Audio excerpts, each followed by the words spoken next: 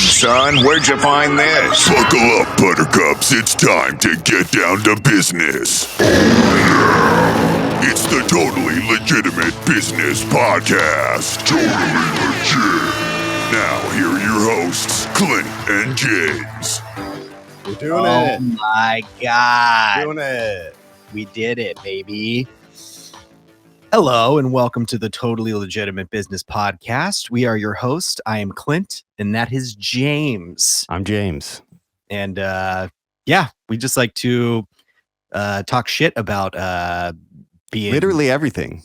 being weirdos and and then just try to get into some weird scams and whatever the hell else we feel like talking about. I don't know. If you don't like it, start your own fucking podcast. Basically, yeah. James, let's get down to business, buddy. How are you? I'm good. I cleaned out my closet. I lived out an Eminem song myself this past weekend. I cleaned out my closet. I hope you called your mom and apologized. I did. There was so much to apologize for, though. I'm going to have to call her back. But, just going through like the spring cleaning thing, like I restrung all my guitars. I finally got caught up on a bunch of stuff that I've been meaning to get caught up on. So it was pretty good. How about yourself? What have you been getting into? Dude, my partner's been out of town for like over a week. So being living the single life again, huh? Psychotic extrovert that I am, I'm like losing my mind, right? Like I already did like the nights where I was like, I'm going to stay up as late as I want and eat pizza. And I did. And then I felt terrible the next day, Yep. So I was like, yeah, I'm ready to have some semblance of normalcy back in my life.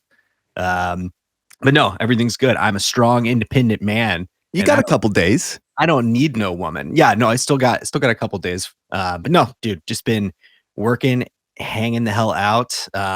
Dude, I've been trying to go to a bunch of shows and stuff, but senior dog, can't leave him alone for too long. But sure. To a couple good ones recently. But before we jump into all of that, speaking of some fun shit that we got coming up and good music, our friends in Blast Cells are coming out with a new EP this week. So it should be out on Friday on the world-renowned Modern Grievance Records. Those cassettes look great. Dude, they look they look great. They're all purple and shit. It's fucking no, it's super cool EP, kind of like, like psychedelic punk, weird hardcore stuff. Like I'm really stoked on it. I think it's one of the cooler things that we put out lately. So really stoked for that. And we're announcing another album that is going to be releasing in May this week as well. So stay tuned for some hot tips from our boys in Worth Nothing. It's going to be worth something. Yeah, it's going to be worth something for sure. Well, yeah, that's what it's like. Contrary to the name, the market value of it will actually be $10 cassette. So. Please buy it so we can. Yeah, please. And, we need to do more. Shit, do we have a Patreon yet too, James? Let's go. We're setting it up. We were supposed to, I was too busy cleaning out my closet, but we were supposed to have that conversation. We'll get there. I claimed it, but we got to flesh it out. Right now, it's nothing. I don't even care about it, Claim whatever set you want, James. Yeah, well, all right. Sure. Speaking of sets, one of the sets I was able to catch the other day, from behind their merch table was my good friends in Nurser opening up for the band Knoll, who I know I've talked about before, who's just fucking insane. Yeah, how'd that show go? Dude, super sick. Over at El Corazon, James, I know you've never been, but just standard painted black metal venue. It's just everything's wooden and painted black, stickers all over everything, bathroom disgusting. Love it. You gotta go. If you've never been before, you gotta see it.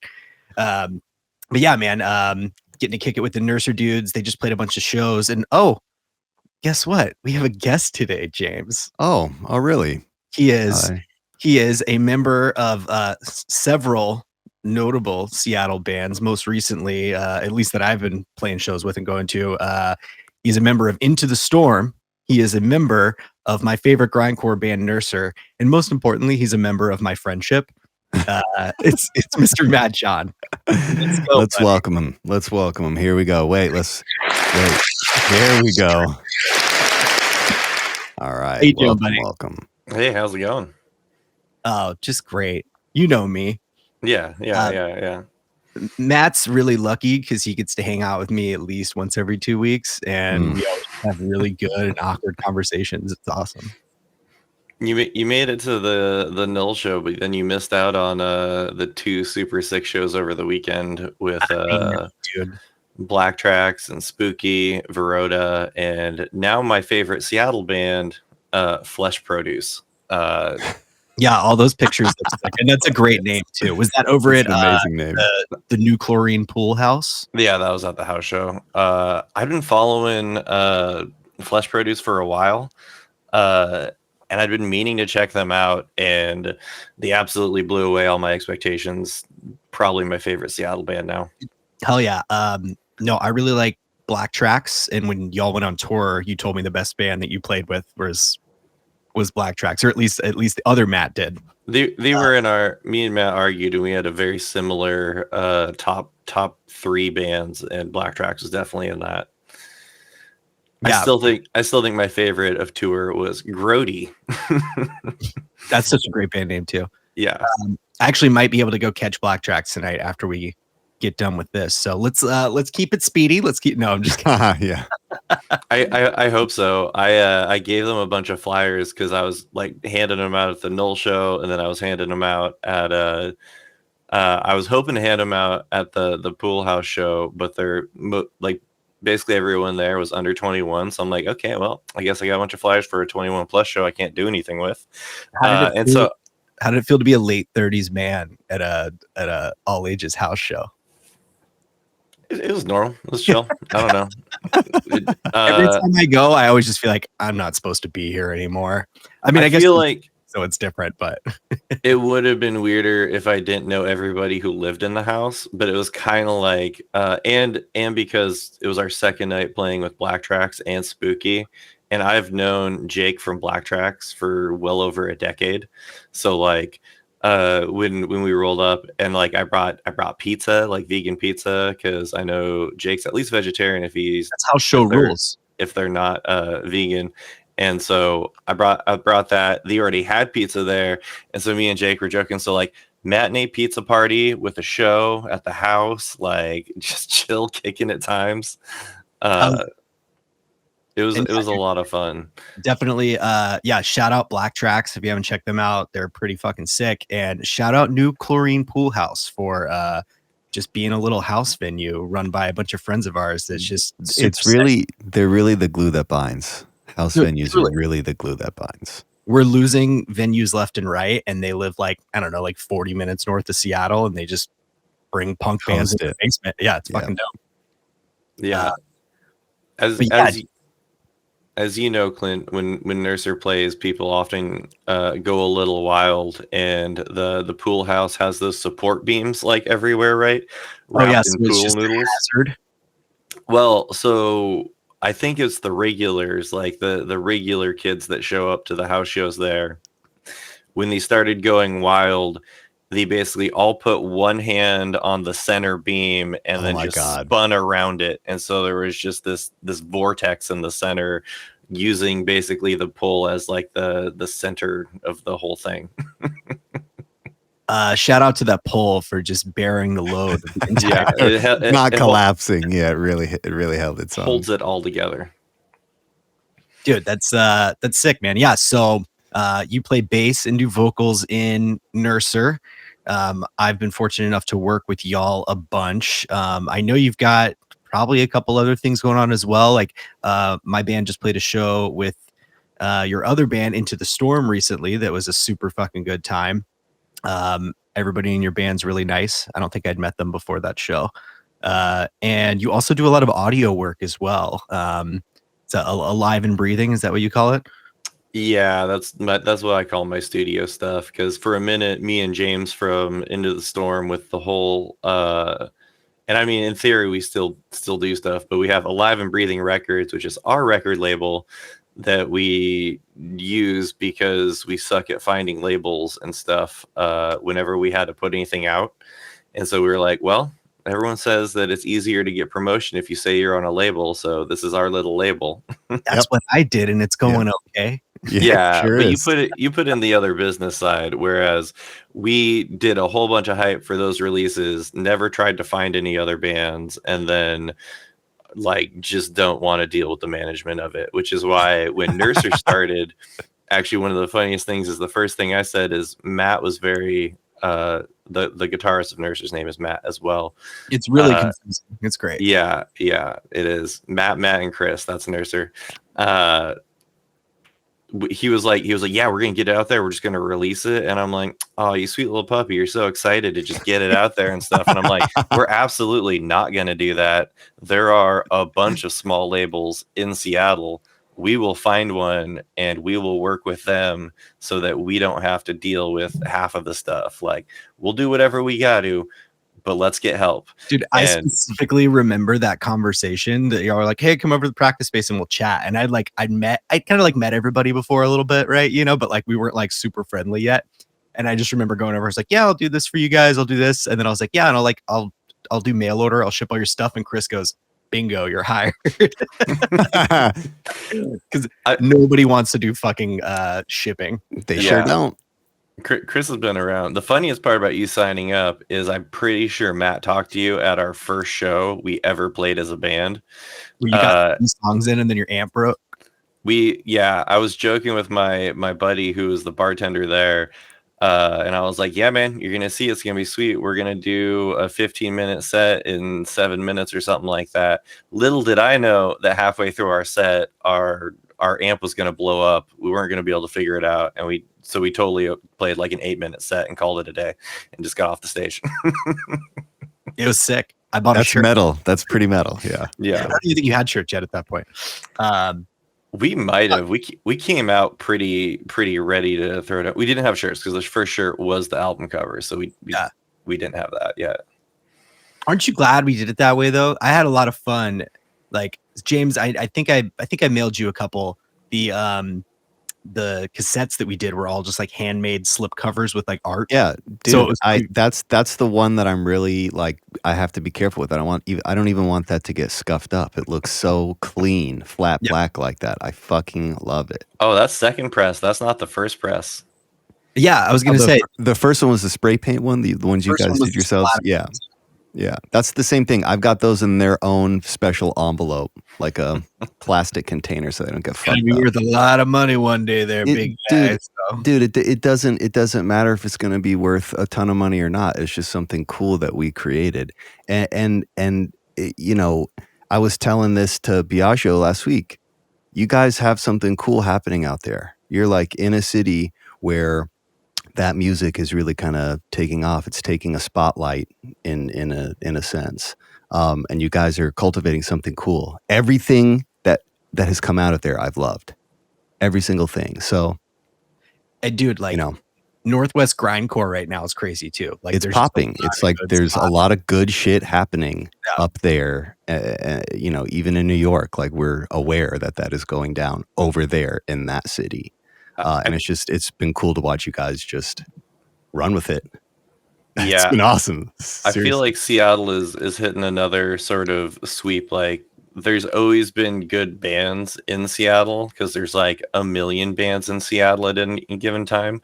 But we're definitely at like a point where there's like a whole nother like sort of cream of the crop rising and like wave stuff happening. Sort of across the board. Like the grind scene is definitely being super awesome right now, and like I feel like it's sort of a whole Northwest from like kind of like West Coast California to like Washington, but also like sort of that weird diagonal cut over to Salt Lake City because there's just a lot of people putting the effort in to put on stuff. Like there was 510 Grind Fest, and then I think this coming weekend is coming up soon too. Yeah, General Violence. Is it General Violence? I think General Violence Conference. Was it last weekend? Or was love that fucking name. Next. That is incredible. The General Violence Conference in Utah. It's so sick. My god! I'd have to look it up, but the reason it's called that is there is a church conference at the same time that is thing, and he just wanted to convert it and bring all of like the heavy nastiest grind bands over. That's how you do it. And that's like I think put on mostly by the folks who are in the band Narc, which is just super fun. Sick. Yeah. I know y'all played some shows with them and stuff. I just saw them kind of get some cred on the Hate 5-6 videos too, which is pretty wild. Like I know it's break newer bands, so yeah, they're pretty sick. James, you haven't checked out Narc yet. You should. Yeah, I'm going to. I love that name. Whenever I see somebody in one of those shirts, I'm just like, I'm not telling you shit. It's just my I don't instinct. trust you. Yeah, how delightfully judgmental of you. Yeah, it's a good instinct. With all of the bands coming up in Seattle, I'm trying to figure out my schedule with the day job, being in multiple bands and doing producer stuff, because like I read an interview once with Kurt Balu where he was talking about how he's always open to telling and sharing information with people about how he does things. And he's like, yeah, I don't have any secrets. Like, why would I care? He's like, if more people do things the way I think sounds good, there'll be more records out there that I think sound good. And I feel like that when, any of the small bands are like doing stuff, I'm like, man, I just wish this sounded better.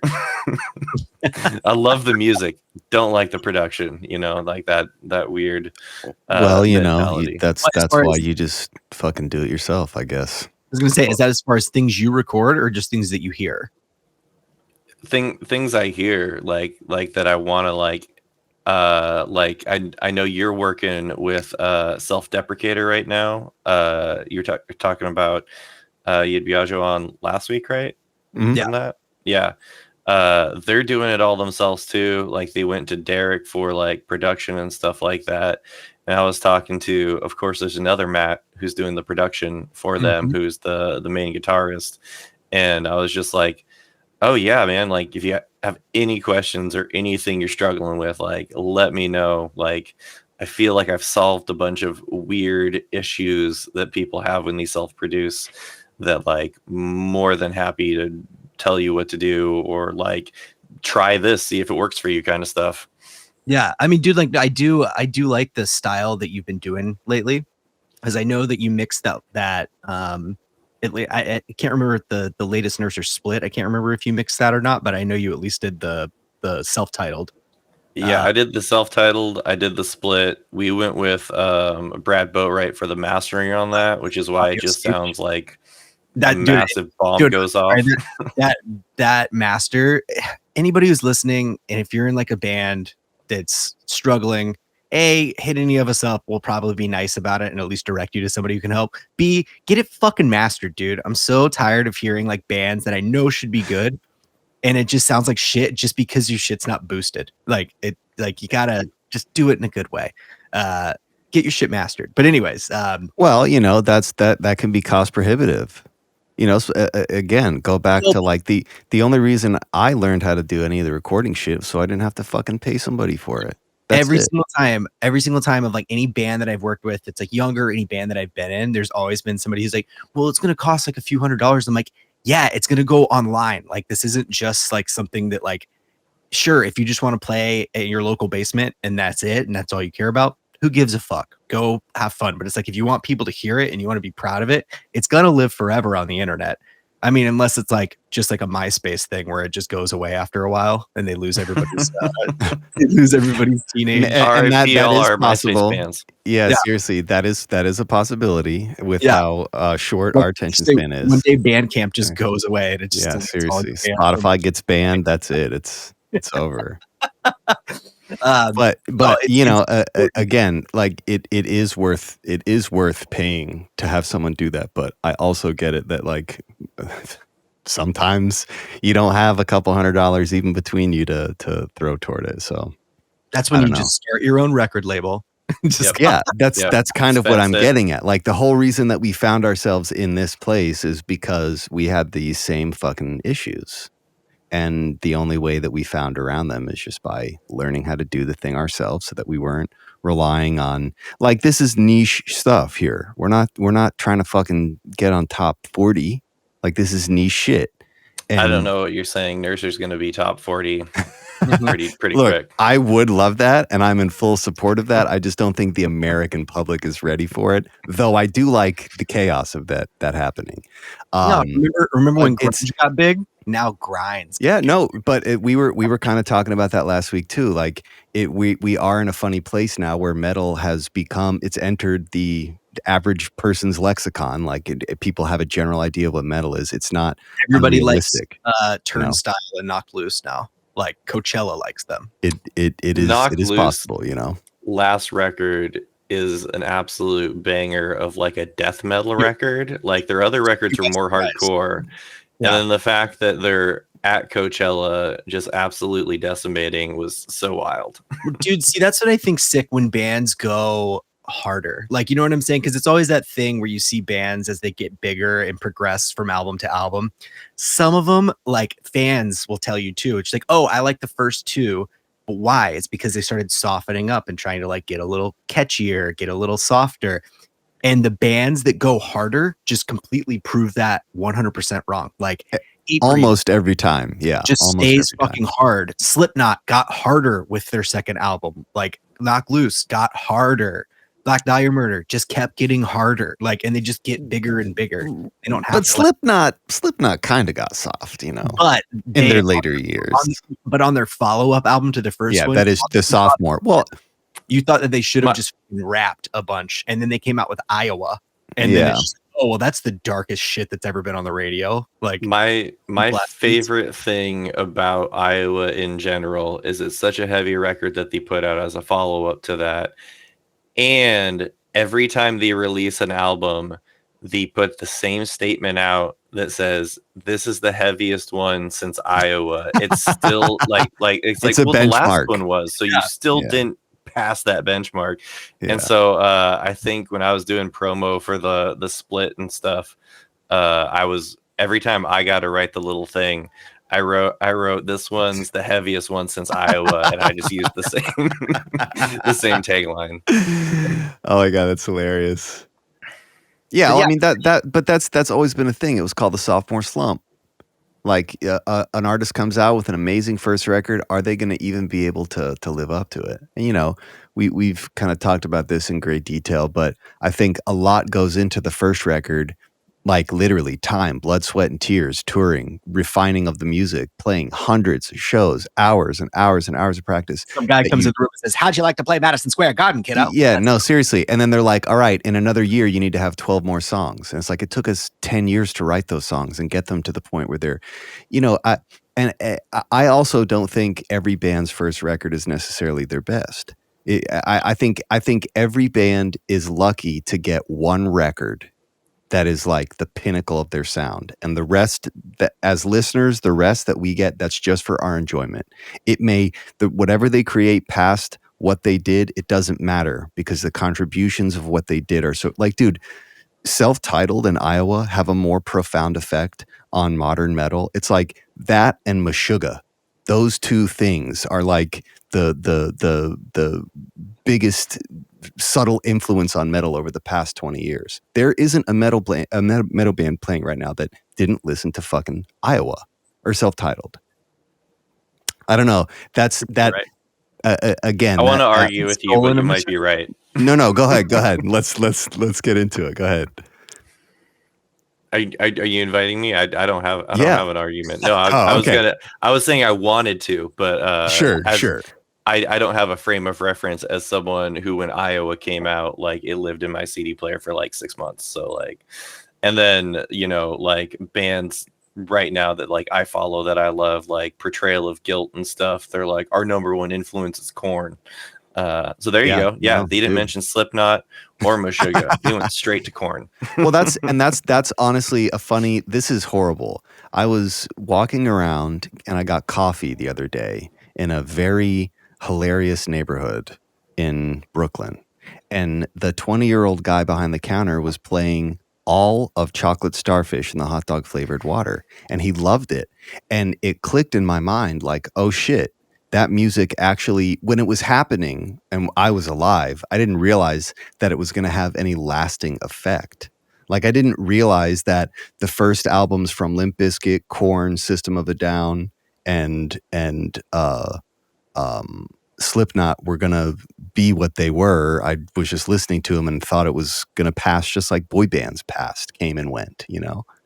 But it's like it's having this new metal is having this strange comeback, and it had like a really profound effect on the next generation of metal. I just think it's hilarious.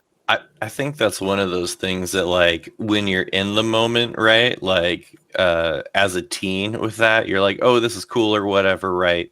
And then it kind of fades out as like other stuff happens. But then there's like that whole generation. It's like the kind of goofy stuff, like, at least when I was growing up, where people are like, oh man, I just found out about this band. Have you ever heard of Black Sabbath? This is the hottest shit I've ever heard. Yeah. That's a personal experience because I didn't grow up listening to music. So I found Black Sabbath in like 9th grade. And I was like, oh my God, I love this. I found Black Sabbath and Botch in the same year. You didn't grow up listening to music? What do you mean?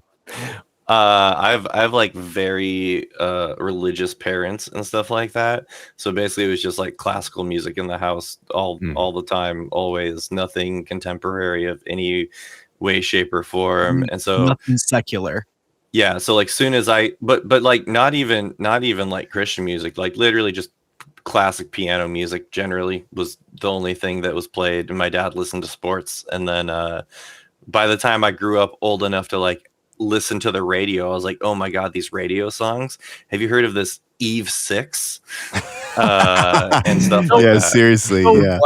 No wonder your brain works the way it does, dude. No, that's very enlightening. Look, that's another funny one. That's like the third time in the past 2 weeks where I've heard someone reference Eve 6. Like that is a very obscure, specific reference of the mid-90s that I just can't get over. Why is that coming? The other day I saw someone reference a tweet that the lead singer of Eve 6 tweeted. And it's like, I didn't realize that guy's still relevant. Oh, they're famous for that though. Like in the Twitter sphere of stuff, like they're absolute like top form shit talkers. Wow. Like they to the max. They got on, you know, that big fest in Gainesville that I used to go to every year.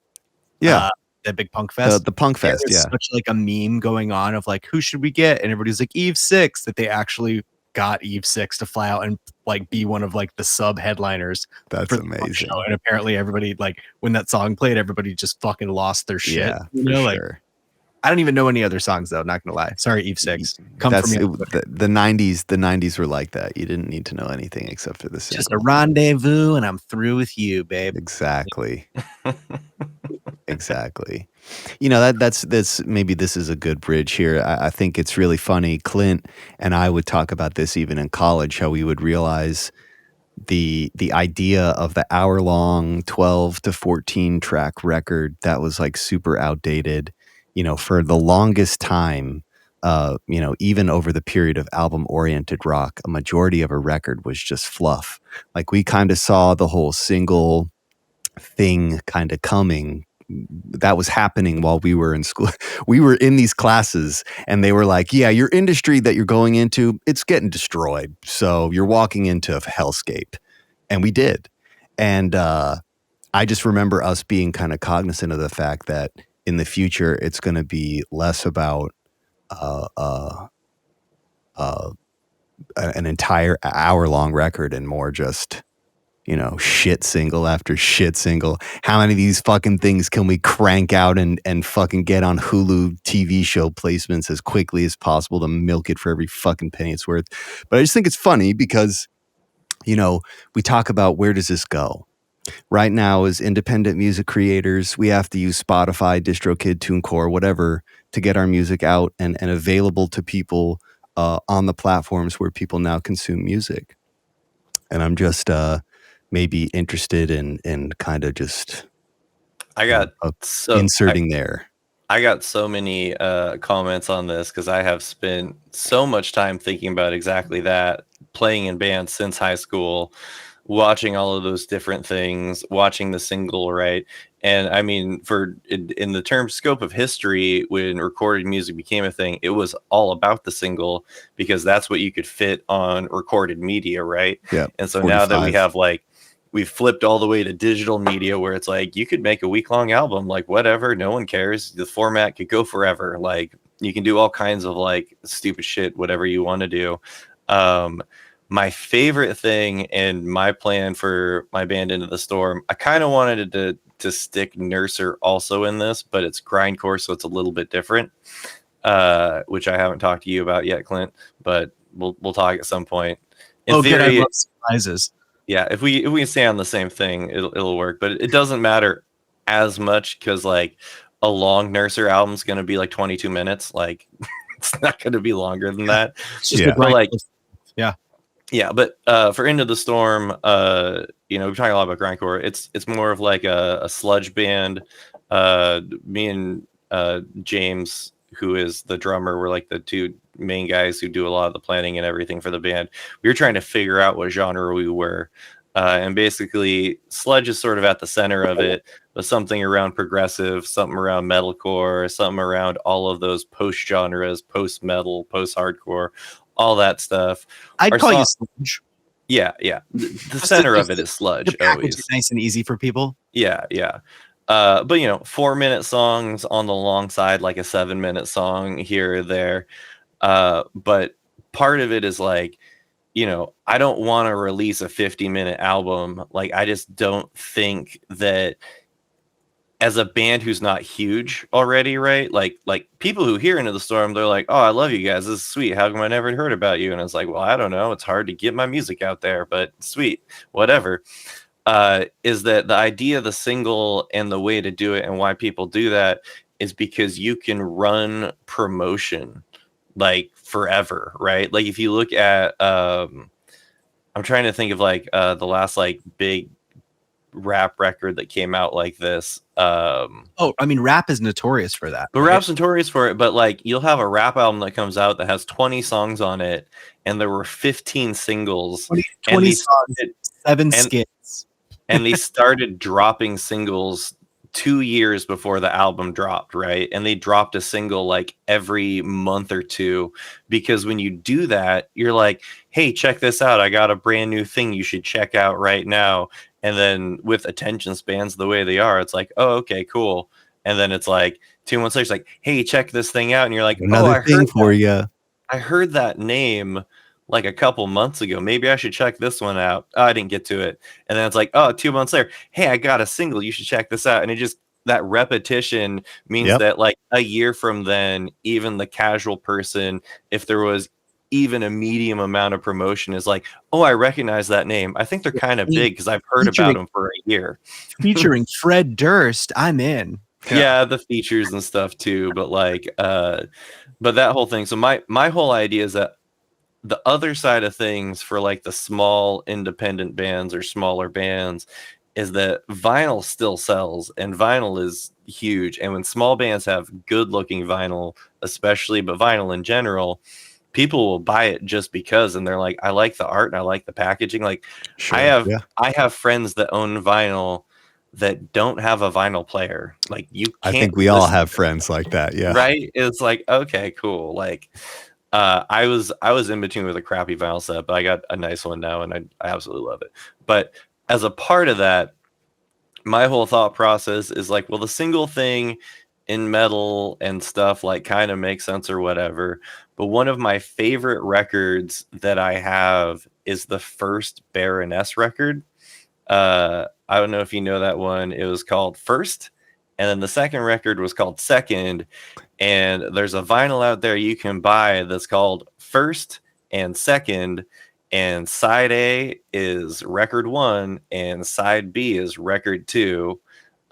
I like Baroness, but those are my 2 favorite records by them. And the fact that it's packaged on one disc for me is like the best thing ever. So I've basically thought a whole bunch and basically been like, why not just release more albums less frequently, save production costs to build the hype? And you release album 1, people are like, well, there's no vinyl, it's cool. And then it's like, you release album 2, everyone's hyped, and they're like, oh, there's still no vinyl. And then like, you know, You could even start pressing it at the time with freaking wait times on vinyl these days, and then be like, "Hey, look! By the time vinyl. it's ready, It's got yeah. first and second on it." Like all of a sudden, you have a third promo cycle to be like, "Check this out, listen to it." And in terms of getting like the hype built to actually make it so that the cost of vinyl for, small independent stuff is actually viable, because like. Into the Storm, we have been able to pool money and done well enough as a band where we have self-financed everything and been like, oh, okay, yeah, we have vinyl. And we're like, yeah, we got boxes of it, baby. You want some? Need some coasters?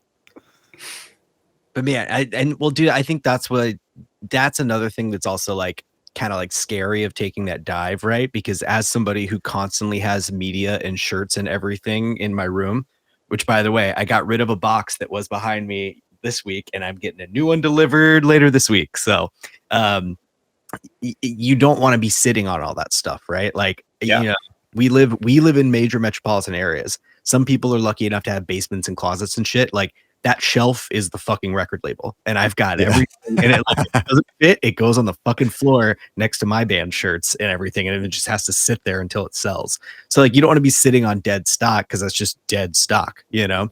So if you're not going on tour and doing all this stuff, it's really hard to take that plunge, right? Because you don't know, and because we do okay selling tapes for like Modern Grievance and stuff, but it's like we're doing short runs of 50 at a time, and they'll sell out within a year, you know what I'm saying? If the bands are playing, So actually, Nurser's done really well because y'all play a shitload, right? So every time you go out or play a bunch of shows, we just make sure you have a bunch of tapes and stuff. I think we did 3 presses of those, I think. So because we did the first one with the cool color splatter, the sweet black ones, of which we just sold the very last one with there was one left. It's gone. There's not anymore. Hell yeah. Plain clear. And then there's just the plain for cassettes. the late coming losers. Yeah, the people who show up late, but also like to that whole idea of like packaging things and like making it more of an art experience. When we were on tour in Oakland, there was a guy, because we still had like maybe 3 or 4 of the original print left, because you made the black ones for that tour, and they were like, oh, and they're like, okay, well, I'll get them both then. And it's like, what? It's like, you want 2 copies of the same record? You got it, man. Didn't some guy do that recently, Clint? We got an order. He ordered a bunch of like the dual cassette of a bunch of different releases. No, I don't think he actually. I mean, some dude ordered 2 of a bunch of different stuff. I don't know if he's trying to resell them or has a distro or what, but sure. No, I think that was a dude who like bought like Nuclear Dudes tapes, and then 2 weeks later he just came back and bought everything else on the label, because I was like, oh, that's sick enough. Like, that's like people like that shit. Well, I mean, I guess that's kind of the point that I'm making, is that that's the advantage of the tangibles, that the digital will never come close to the tangible.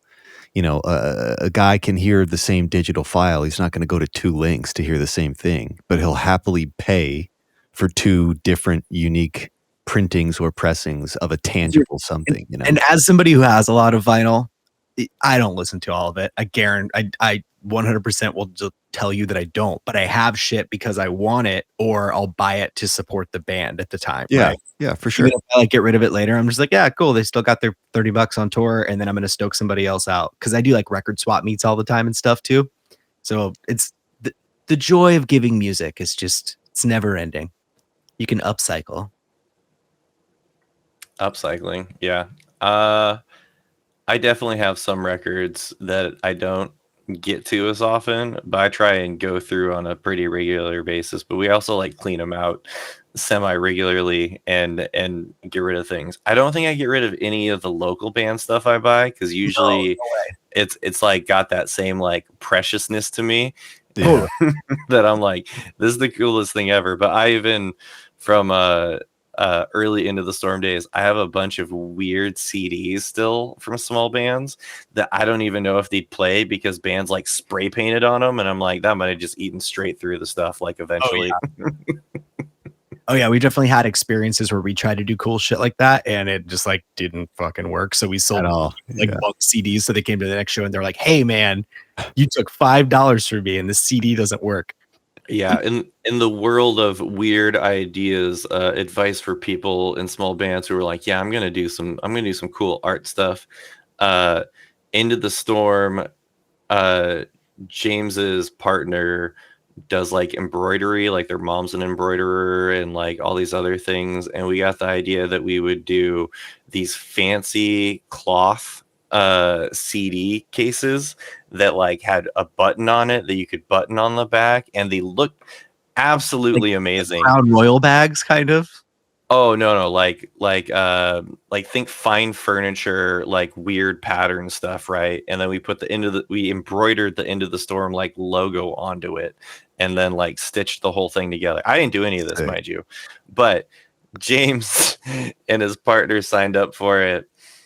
And it was one of those things where they like got into it, and it's like, well, before we signed up for it, maybe we should have done a test batch, because this fabric is impossible to work with. And so I think we only ended up making like 15 of them ever, and like That's still a lot. Amazing.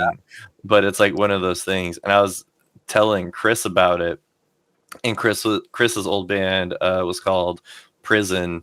And apparently they did the same thing at one point, but they used denim, and they had denim CD slip covers that you could put stuff in. I would just make it look like the back pocket of jeans. That would have been so cool.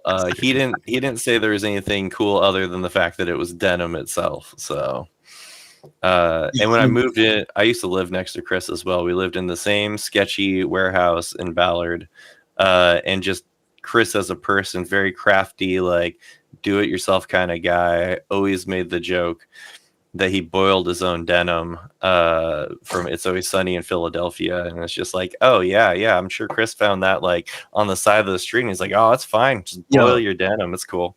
Chris is a real one. Chris does Carhartt shit for sure. Yeah, absolutely. The fact that he plays drums in Carhartt shit blows my mind.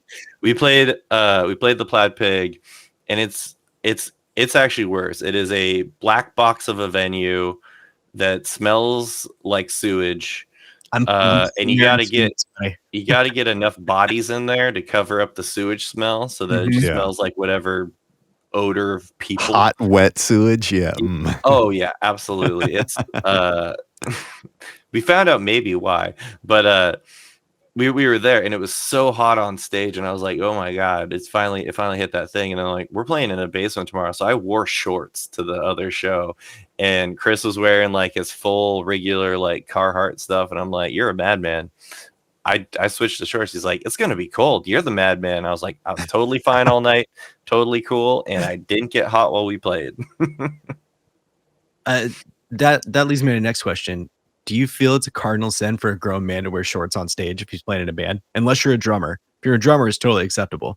Absolutely not. Granted, my shorts are sweet, cut off, ripped up jeans that are all black. So it's very crusty. Oh, yeah, you got punk guy shorts. I got punk guy shorts, yeah.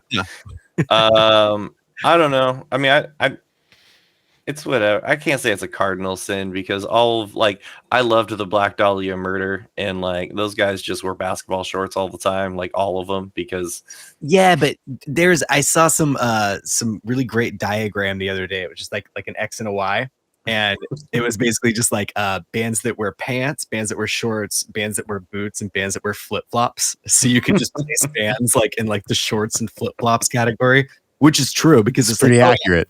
They're a death metal band who just wears shorts and Crocs on stage. Pretty accurate. Yeah, I like that shit. Yeah, when they were first getting big and starting to sell out like some of the bigger venues here in Seattle, I had a buddy who went and saw them. And I didn't get to go to this show, but he said that when they started off stage, and then everyone like came out during a breakdown in like Hawaiian shirts and shorts, and just threw the beach balls out into the crowd, right? Right at the get-go before just laying waste to the place. That's amazing. For sure. It's fun when bands are fun. It's fun when bands have fun. And I think even with with like Nurser, where we're not about having fun, we're about having fun in the show, like the whole image and everything. Because I'm like a super goofy and I don't give a shit kind of guy. Chris is very like thinks about like image and like this is hard, it's gotta be this is a hard look or whatever, and I'm like, whatever, that's cool. But riding that line between it at the same time, it's like for our live show, it's like whatever gets the kids going, just do that. How do you know what gets the kids going? Is it shorts and Crocs or is it boots and pants? I mean, a little bit of hot sewage. Smell of hot sewage. That really gets them going. It gets. That's going. A 21 plus venue. That's adult. that one doesn't work like that. Yeah, adults only. It's all about just seeing what happens, what you feel like incites people, and hopefully you have someone in the crowd later and they're like, yeah, that happened. As you know, and you've already told me, you like there's multiple breakdowns where I just throw my arm in the air, right, for the whole thing. And it's super funny because that since I started doing that, watching the crowd's reaction has been super funny. Like sometimes people are like, what the fuck is he doing? Why is he doing that? And you get like that weird, like, I guess they're not really into it or whatever, but it's fine to I was gonna say next show we play together, I'm gonna come do guest vocals on that part, and I'm just gonna do it with you. And you should jump on the stage and then jump in with me on the vocals for the second half or whatever. But no, I'm still going to. Yeah, but at the Null show, we were the opening band. There wasn't like a huge crowd or anything, right? And like no one went wild for that show. Everyone seemed to be pretty chilled out for a Wednesday night. But when I started doing that, was not able to incite people to go wild, but for some reason I was able to get about 6 people in the crowd to also start throwing their fists in their air with me, and I was like, yeah, works for me. Mission accomplished. Yeah. And then at the Pool House show, like that did it for the kids. The absolutely went wild soon as that break ended, and we went back into like full bore. Oh yeah, when's the next show? Next show is a Modern Grievance release, not for Nurser. Oh shit! But for Blast Cells. I don't know if you've heard of this band called Blast Cells. Kind of like heavy, cool stuff. That's going to be May 5th at the Belltown Yacht Club. Yeah, 21 plus. Sadly, R.I.P. the Cherry Pit for now. Really bummed out that I'm not going to be there for that one. My boss literally hit me up like 2 weeks ago and he was like, hey, you got to go to Spokane on the 5th and the 6th, just a 1-day trip. I was like, cool. And then they rebooked the show for that day. I was like, son of a bitch. Oh well. Speaking of all that, I'm also curious because I do guest vocals. Just speaking all Modern Grievance stuff for a minute, that Worth Nothing record, they had originally booked for May 5th at the Cherry Pit. So when that closed down, I don't think they have a release show rebooked yet. They don't, and Rage is going out of the country, so they're gone until Harsh Fest. So Harsh Fest is probably going to be like the first show that they play with that record out, which is fine. I don't know. That's fine. That record ran into so many. So I did all the engineering, mixing, production, and mastering on that record, and it sounds great. I think I did a good job. It's crazy. They didn't mention you once in the credits. No, yeah, I believe it. I believe it. Those kids. We had some weird stuff where I went over to record, and here's another thing for all you up and coming bands listening. It takes at least 3 days to record an amount of music that you would call an album. Any less than that, you call it a live album, and you stick with the sloppy crap. Because Josh hit me up originally. He's like, we're gonna do it in 1 day, and I'm like, no, you're not. I won't do it. I won't produce your record if you're only doing 1 day. And he's like, okay, well, what about 2 days? And I'm like, well, I think we could get bass tracks in 2 days, and then we can go from there on makeup days to figure out the rest of it. And we slammed it in. We did 2 days plus I think we only did 1 makeup day, and we got it all done, which is pretty good. I would have preferred more days stacked together in the beginning to like tighten things up, but I think the record sounds great. So no, sounds awesome. It worked good. And then the whole idea of a record is sort of like a picture of a point in time, then yeah, they nailed it. Yeah, dude. I mean, I think that's definitely something that a lot of newer bands or just bands that haven't done that shit as much, like, don't think of. And I always have to remind myself of that because I'll get super frustrated with people, right? Like, I'll just be like, why did you just do that? Like, what do you, that's insane. What are you doing? There's a way this should be done. But then I realized it's like, oh, dude, I've just been doing this for a super fucking long time. And I just like, I failed so much that I know how like not to make that same mistake again. Yeah. And I don't want to watch other people do it. And that's just why I get passionate about it. Yeah. Oh, same thing. Like weird.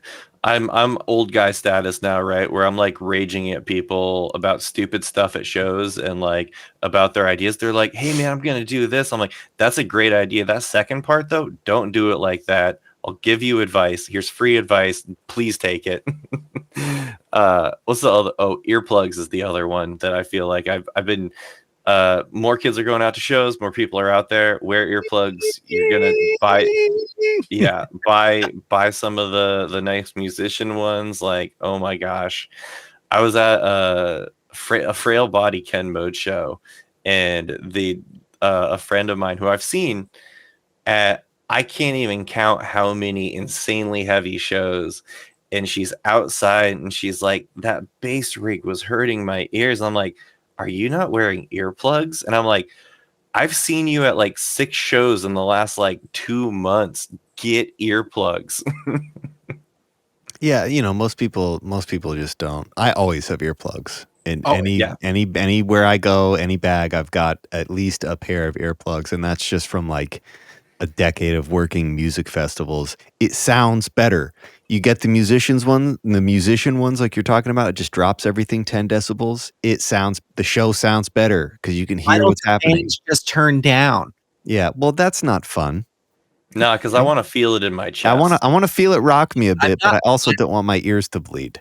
I'm not here to have fun. I'm here to show my followers on Instagram that I like to do things and that I am cool and on the cutting edge. You seem like a real cool person. Thanks. It's what I like to do. I don't need earplugs. I need you to like that. Subscribe. You know, I don't know. I feel like there's certain levels of that's like adult behavior. Adult behavior is wear your earplugs, right? And there's especially with this shit, there's like this clinging on to youth and not wanting to like succumb to the reality of adulthood. I've experienced in every metal music scene I've ever been a part of growing up. Yeah. That's just always going to exist. And frankly, you just got to be like, whatever, you can hate me now, but the fucking earplugs thing is a whole different conversation, especially with music, because like we have the earbuds and how loud in general the music is that we consume and how we listen to it is like right next to our fucking eardrums as loud as possible. That's a whole other conversation, but particularly with shows, everyone wants to be the badass. Everyone wants to be the big tough guy, blah, blah, blah. I never cared about that. I remember going to shows at the Muse with Clint and wear my white loafers and just being like, bro, I'm here. I'm here for the heavy. I'm here for the heavy. I'm going to wear earplugs. I'm not going to get in the mosh pit and I'm still going to have a good time. I'm not shitting on you having a good time. I don't know. I just feel like there's some old guy shit that if we want to be able to continue to do this past the age of 40, we have to be aware of those things, you know? I don't know. I've never seen a problem with it. Good on you. Sometimes you got to be the old guy in the room. Okay. Sometimes daddy has to come in and say, listen, you fucks, you're misbehaving and here's how you can correct your behavior. Please don't make me come in here again. And put on some fucking pants. Put on some fucking pants and shut off the Black Sabbath. But I don't know. I don't know what it is about those scenes in particular where people just don't. They're like, they don't want to be the sellout. They don't want to show up in Dockers or something like. No, I wouldn't show up to a metal show in Dockers, but you know, I never thought I was gonna live to be 35 years old. But here the fuck we are, my guy. Here the fuck we are. Yeah, as a young person, you're like past 30 doesn't exist. Doesn't exist at all. Ain't gonna happen. Yeah, I was like, I'm listening to Motorhead. I don't give a fuck what happens. Like I'm gonna have sex and cocaine myself to death, and that didn't happen. I tried, but you stuck around. You lived through it, and now you're here. Just one night, just Motorhead greatest hits and me in a room. You know, I don't know. I think this, you know, there is a level of sustainability in the I understand why a lot of people give up trying to pursue this shit by that age, 25 to 30. Like everyone's like, I have to be one or the other. And I feel like now more than ever, you can release whatever kind of music you want, actually retain most of the ownership of it, depending on how you release it. And even in a niche thing like this, like you can do this for a lot longer than people used to be able to do it, and, you know, stand to benefit from it in a way that no grindcore band in the 80s ever could have fucking benefited from it. Yeah, I think the ability to do stuff yourself, like self-record, self-produce, do things on a budget, like it's just so much more available now. But like the part about being old is being old is real. Like some of the amount of shows that we end up on and like doing weird stuff, like I feel like such a broken old man at the end of all that. Sure. And I'm like, let's not book anything for like 4 weeks. And then like I'm hanging out with like the Knoll kids, right, who are all in their young 20s now. Yeah. And they're like on like 49-day tours and stuff like that. And I'm just like, oh man. Like we haven't been in 2.5 months and we've seen both coasts on this tour. And you're like, I'm upset. I haven't been in bed since 7 a.m. this morning. I'm like, yeah, bummed. I mean, the other part is, again, like they're at an age where they're doing it and like they're basically full time, and then they go back and I think like half of them have probably like some sort of service industry jobs of some variety, right? That they just hop in and out of kind of thing. We lived in the town where they live now. I guarantee you that's exactly what they do, because that's how we all survived. Like trying to like play in bands, and then you're just like, oh yeah, we can go on tour for like 2 weeks, whatever. Like one of them's in school part-time, the other one works at the mall, the other one works at a restaurant, you know, and it's just like, oh, just take off. It doesn't matter. Yeah. So being old as well, it's like, man, I got all these stupid bills. Yeah, my band does great, but it doesn't pay my bills. Well, it's about sustaining, buddy. That's the whole point of what I'm trying to say is like sustainability. We want to be able to do this niche shit. We know there isn't going to be some $1 million fucking payout anywhere. That's not on the opportunity list here. What is enjoyable, fun with your friends, making music and putting shit out there. And again, for me, it's always been the tangible. Like doing anything with any band, any release, it's being able to release something, to have an idea that was in my head now be a tangible thing that other people can interact with in the real world. That's the highest pursuit for me, at least. And that's sustainable. I never looked at touring as being something I wouldn't want to be 50 years old trying to fucking headbang like a 25-year-old. And have that be my sole source of income. Like right now, we just have the opportunity to do this. We don't print 10,000 tapes because we're not going to sell 10,000 tapes. We don't need to sell 10,000 tapes. We just need to sell 50 or 100 or 200. You know, it's not.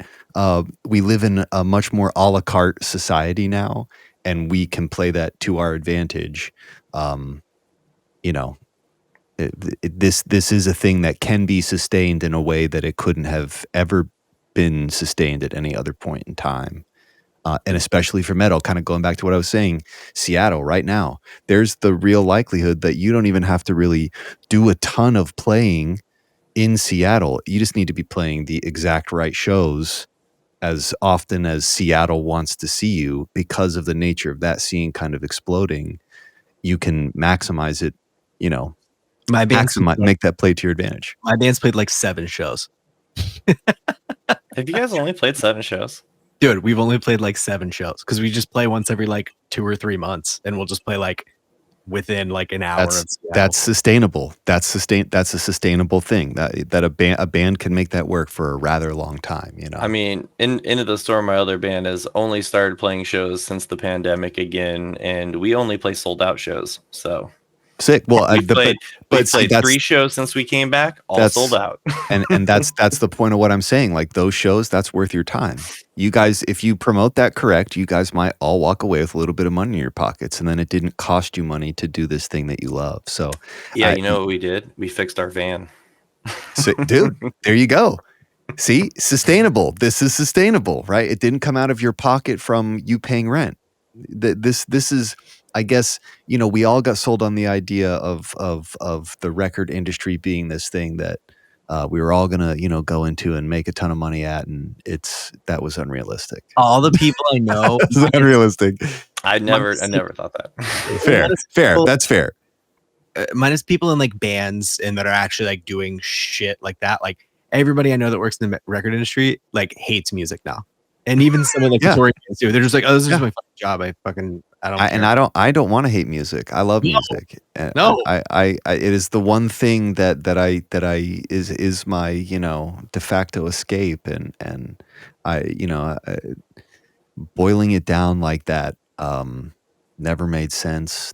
That wasn't ever the music I connected with. Like everything that we've done with Modern Grievance, I feel like you were saying, it's like a staple of a moment in time, a band at a moment in time, and all of them are sick. They all have their own fucking vibe. They all have their own funk. And if nothing else, it's like the documenting of something that we didn't necessarily have the cognizance or ability to do earlier. We're now like helping to document that. I don't know. For me, it's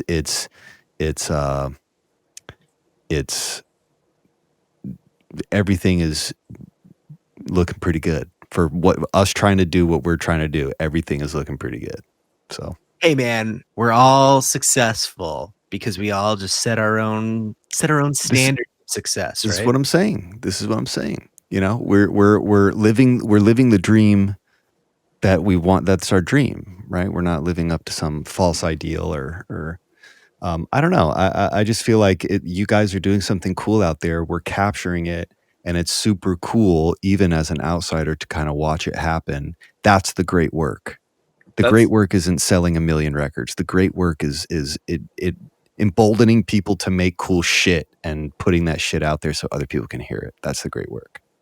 I mean, that's the coolest part, and what it's all been about is, when we were talking about being sold to the record industry and all of that stuff.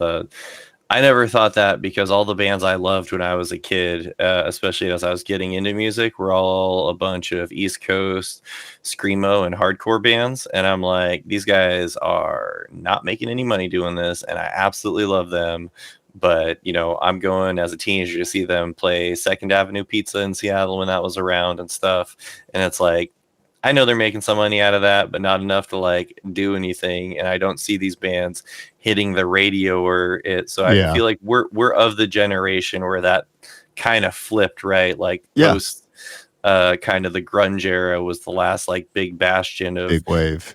People getting like, hey, here's a couple $1 million for a big rock grunge record that no one's ever heard of before. I would say it came a little bit after that with like the 2000s kind of like screamo boom of like Victory Records and like those bands. I would say that's probably the last time that like an alternative culture really did it. But I don't think. I mean, I still think it fits into that, right? Like, and very, very few of those bands are still doing that shit, and very few of those bands were making any money, even when it was a big popular scene.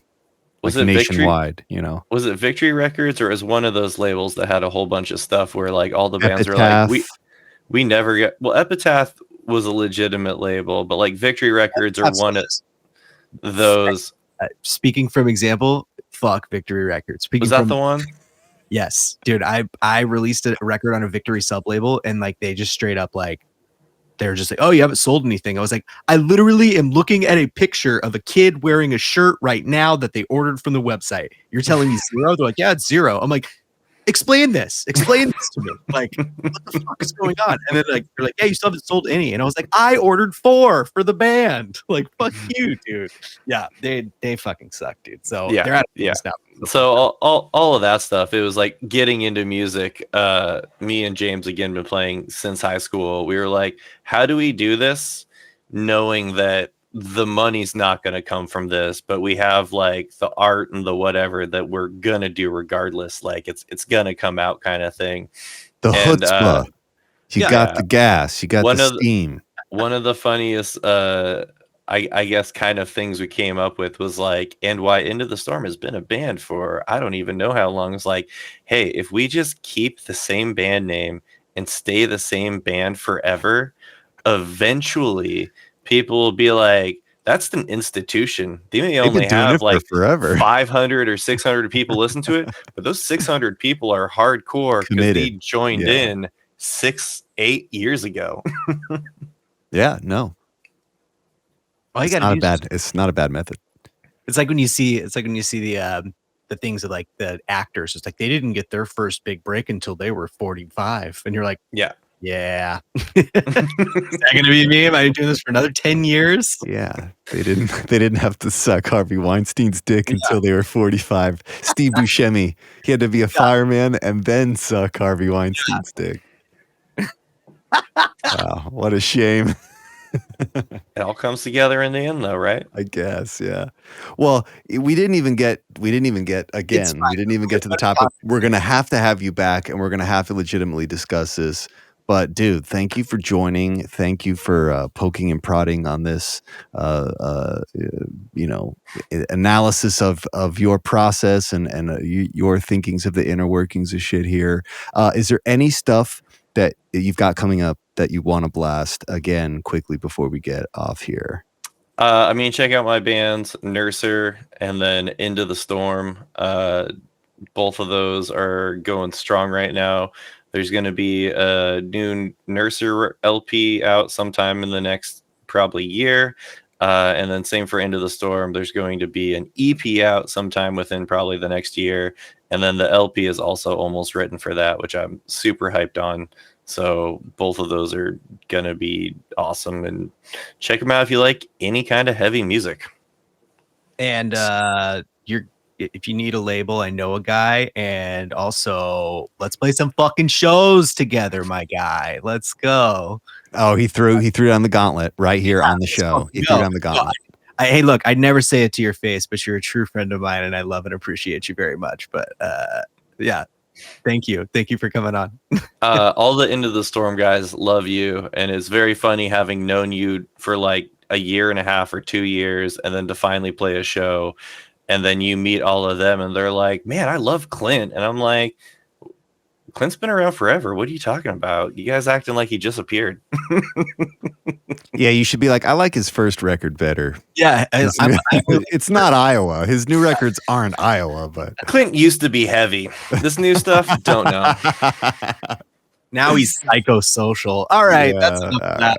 All right. We're done here. Thank you again. Matt, stay on. We'll continue chatting after we kill the stream. Peace. This has been the Totally Legitimate Business Podcast. With your hosts, Clint Gee and James Oliva. Executive producers, Clint Gee and James Oliva. That's obnoxious. Sound design, mix, and master by James Oliva. Literally no one cares. For more Totally Legitimate Business, subscribe to our YouTube channel at Totally Legitimate Business or add us on TikTok at TLB Pod. When will this end? Thank you for listening. Now get back to work. Move it along, buddy.